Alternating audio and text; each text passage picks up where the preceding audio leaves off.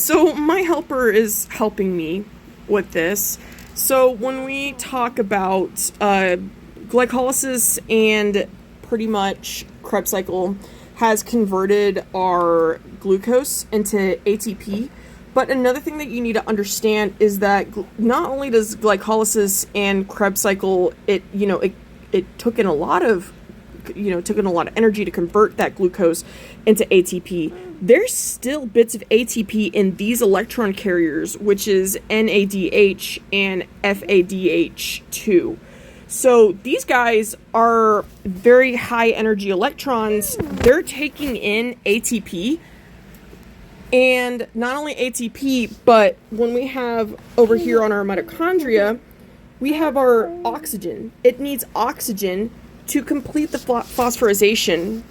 So when pretty much the process of phosphorylation accepts oxygen, oxygen is going to come through here. These two are going to go through phosphorylation of your NADH and your FADH2 is going to go through phosphorylation, the O2. And what's going to come out of that mitochondria, it's going to create water in the process. So remember, you're going to be creating water. So then pretty much when it absorbs energy from this, and in the electron transport chain is going to turn these guys. Can I borrow that? You want to trade? Here, trade. Let me have the red.